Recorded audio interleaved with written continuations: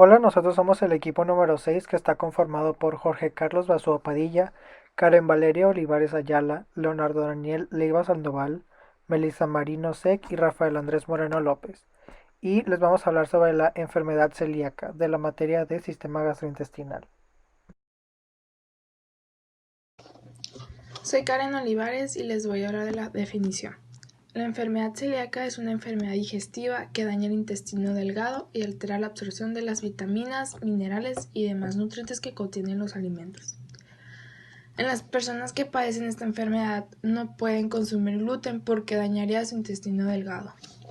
El gluten es una proteína que se encuentra en los cereales, como el trigo, la avena, la cebada y el centeno. Cuando toman alimentos que contienen gluten, su sistema inmune responde y se produce el daño en la mucosa del intestino delgado. Epidemiología. Aquí a la derecha en la diapo vemos una imagen. Esto es conocido como el modelo del iceberg y se usa para explicar las distintas formas de presentarse la enfermedad celíaca. La prevalencia o el tamaño del iceberg va a depender fundamentalmente de la frecuencia de la genética asociada a la enfermedad celíaca en la población y del consumo de cereales que contiene gluten. Un estudio reciente muestra que la prevalencia de la enfermedad celíaca era únicamente del 0.2% en 1975 y se ha multiplicado por 5 en los 25 años siguientes. La razón de los cambios permanece confusa, aunque se cree relacionada con diversos componentes ambientales, como podrían ser los cambios en la cantidad y calidad del gluten ingerido, los patrones de alimentación infantiles, el espectro de infecciones intestinales, la colonización de la microbiota, entre otras. También otros motivos vinculados con el incremento del número de casos puede deberse a la mejora en las herramientas de diagnóstico y a la mejora en la revisión de personas con más riesgo de padecer esta enfermedad. La distribución a nivel mundial es bastante heterogénea y depende de multitud de factores como pueden ser el consumo de alimentos ricos en gluten, la predisposición genética estimada o factores relacionados con dicha patología. El ratio de diagnóstico mujer a hombre varía en función de las fuentes oscilando desde 1 a 2 o 1 a 5. La enfermedad celíaca afecta a todos los grupos de edad, incluyendo ancianos, siendo más del 70% de los diagnosticados a partir de los 20 años.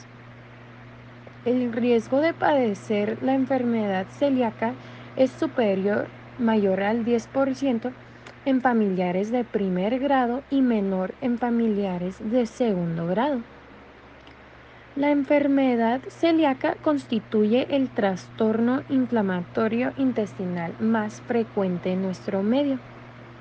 También es importante notar la prevalencia en países europeos que se encuentra entre el 1 y el 2%, habiendo un aumento en la prevalencia de los últimos años. Además, una de las mayores preocupaciones existentes actualmente sobre la enfermedad celíaca es el tema del diagnóstico. Se estima que varía mucho en función del país, teniendo un caso diagnosticado por cada caso sin diagnosticar en Finlandia o uno por cada 10 casos sin diagnosticar en el caso de Estados Unidos, Argentina o Alemania. Mi nombre es Leonardo Leiva y yo les voy a hablar sobre el diagnóstico anatómico. Aquí vamos a ver algo que se llama la clasificación de Hermage, ya que esta refiere cómo va dañando el epitelio y cómo va avanzando y está dividida en fases. Primero entramos a la fase 0, que esta refiere que es una mucosa pre-infiltrativa. Esta apenas va empezando, ya que ni siquiera se alcanza a ver en el microscopio. Después de aquí entramos ya a March 1, que esto es donde vemos que la estructura de las vellosidades no está alterada, pero el número de linfocitos intraepiteliales es superior al 25%. Siguiente vemos la clasificación March 2, que esta es la estructura de las vellosidades es normal, pero contiene criptas hiperplásicas así como linfocitos intraepiteliales en números superiores. De ahí vemos la MARCH3, donde esta presenta un aumento del número de IELs, la hiperplasia de las criptas y atrofia de vellosidades.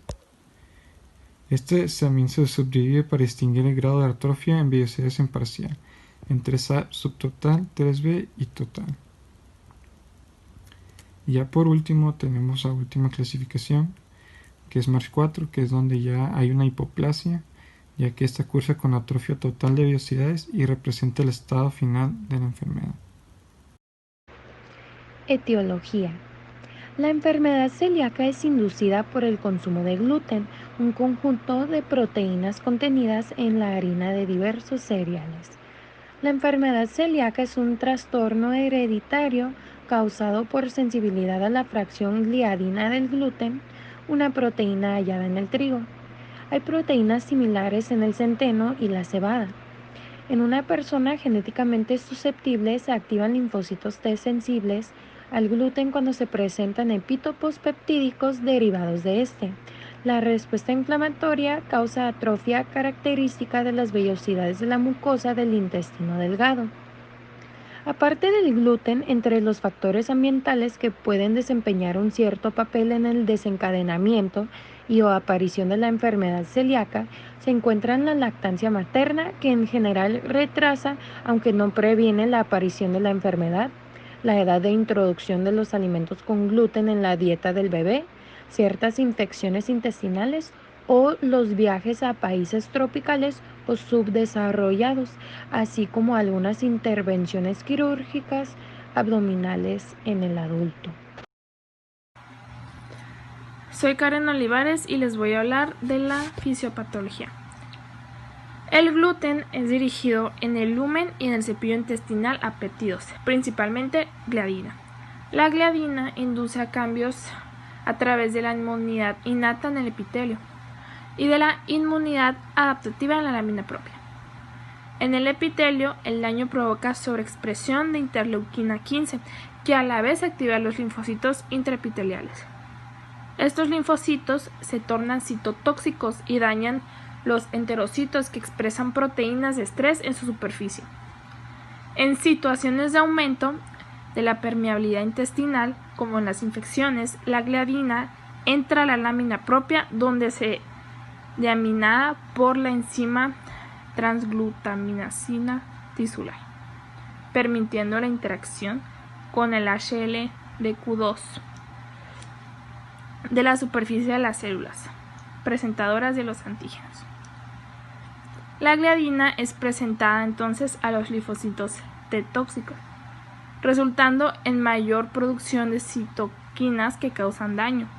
Todo esto lleva a la atrofia vellocitaria e hiperplasia de criptas y a la expansión de linfocitos B, con la consecuencia de producción de anticuerpos. Historia natural de la enfermedad. Esta es una enfermedad de base inmunológica causada por el gluten. Esta se presenta en personas con predisposición genética.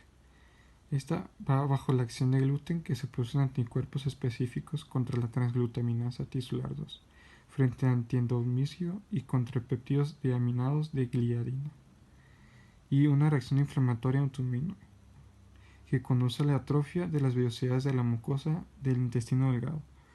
Los anticuerpos se pueden encontrar en menos de 1% de la población general. El riesgo de padecer esta enfermedad celíaca está aumentando en pacientes con diabetes tipo 1, enfermedades autoinmunes del hígado y o tiroides, síndrome de Down, síndrome de Turner, síndrome de Williams, nefropatía IgA, deficiencia IgA y parientes de primer grado de los enfermos con enfermedad celíaca. Como aquí podemos ver en esta tabla, vemos también cómo avanzando según las enfermedades. Primero, estos van a presentarse síntomas inespecíficos, como pueden ser la fatiga, irritabilidad, mareos, cefaleas, etc. Después ya vemos que se van haciendo síntomas más específicos, como las alteraciones en el metabolismo de las catecolaminas, una función muscular alterada, colonias, atrofia de las papilas, odinofagia y glostitis. Pero conforme va avanzando, esto puede llegar a tener complicaciones, teniendo fatiga, hipoxia o problemas cardíacos. De aquí, de estas mismas complicaciones pueden llegar secuelas, teniendo algunas daño hepático, insuficiencia cardíaca o infecciones. Incluso puede llegar ya hasta la muerte. Existe una gran variabilidad en los síntomas y no siempre existen síntomas propiamente digestivos. Los síntomas que presentan los pacientes con enfermedad celíaca dependen de la deficiente absorción de los nutrientes que contiene la dieta. Pueden referir cualquiera de los siguientes síntomas: diarrea crónica, pérdida de peso, deposiciones abundantes grasientas, anemia inexplicada, dolor abdominal recurrente, gases, dolores óseos y articulares, calambres musculares, cansancio y retraso del crecimiento. Algunas personas con enfermedad celíaca no presentan ningún síntoma, porque la parte no dañada de su intestino es capaz de absorber suficientes nutrientes para prevenir los síntomas. El diagnóstico de la enfermedad celíaca puede ser difícil, porque los síntomas que produce esta enfermedad también aparecen en muchas otras enfermedades. Los pacientes con enfermedad celíaca tienen niveles elevados de anticuerpos contra el gluten, anticuerpos antigliadina, antiendomicio, antireticulina y antitransglutaminasa. Si los niveles de estos anticuerpos en sangre están elevados, la manera de confirmar la enfermedad es estudiar la biopsia de la mucosa del intestino delgado. La confirmación del diagnóstico hoy por hoy se basa en la concurrencia de sospecha clínica, serología y biopsia intestinal compatibles con la celiaquía. Durante un examen físico, el médico suele revisar si tiene erupción o desnutrición, una afección que se presenta cuando no recibe los suficientes vitaminas, minerales y otros nutrientes que se necesitan para estar sano. También escuchar los sonidos en su abdomen utilizando un estetoscopio. Y palpar el abdomen para determinar si hay dolor o sensación de llenadura o hinchazón. Tenemos dos tipos de estudios de gabinete que puede realizar el médico. Los primeros son las pruebas de sangre, siendo primero la prueba serológica. Esta busca anticuerpos en la sangre. Los niveles elevados de ciertas proteínas de anticuerpos indican una reacción inmunitaria al gluten. Después tenemos las pruebas genéticas para antígenos leucocitarios humanos. Si los resultados de estas pruebas indican enfermedad celíaca, es posible que el médico ordene uno de los siguientes exámenes. La endoscopía. El médico introduce el endoscopio por la boca del paciente hasta llegar al intestino delgado, donde toma una muestra para biopsia y poder analizar el daño en las vellosidades. También tenemos la endoscopía capsular. Este examen usa una cámara inalámbrica diminuta para tomar imágenes de todo el intestino delgado. La cámara se encuentra dentro de una cápsula que ingiere el paciente y es del tamaño de una vitamina. A medida que la cápsula se desplaza a través del tracto digestivo, toma miles de fotografías que se transmiten en un grabador. Bueno, soy Jorge Carlos Basúa Padilla y ahora hablaré un poco de lo que son los tratamientos farmacológicos y no farmacológicos de la enfermedad celíaca. Para empezar, debo comenzar explicando primero sobre los tratamientos no farmacológicos, ya que es el principal tratamiento a dar en los pacientes con presencia de enfermedad celíaca. Por otro lado, los tratamientos farmacológicos serán presentados únicamente como alternativa en caso de presencia de síntomas dentro de la enfermedad celíaca. En los tratamientos no farmacológicos, la enfermedad celíaca es tratada mediante una dieta libre de gluten. El gluten, como ya se explicó, es conocido por ser una proteína que se encuentra de forma natural en el trigo, la cebada y el centeno, lo cual desencadena una reacción en pacientes que padecen de la enfermedad celíaca. Los síntomas mejoran en gran medida en la mayoría de los pacientes con enfermedad celíaca que mantienen esta dieta libre de gluten. Además de que tienen que establecer una dieta libre de gluten, debemos agregar que también tienen que evitar a toda costa los medicamentos y productos no alimenticios que pueden llegar a contener gluten.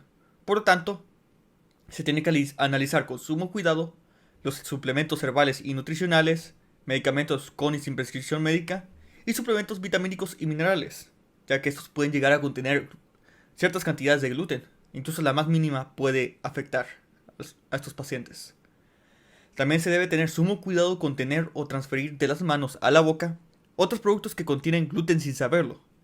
Entre los productos que pueden contener gluten pueden estar la pasta para moldear, los cosméticos, el lápiz de labios, brillo de los labios, bálsamo de los labios, productos para la piel y el cabello, el dentrífico el enjuague bucal y las hostias para la comunión. Si la presencia de gluten en el intestino, este no causará que las personas con enfermedad celíaca liberen altos niveles de toxina de Sonula octutendens, o SOT. Este es el cual actúa normalmente en el intestino y en otros órganos, lo cual permite y ayuda en el transporte de fluidos, moléculas grandes y células inmunes.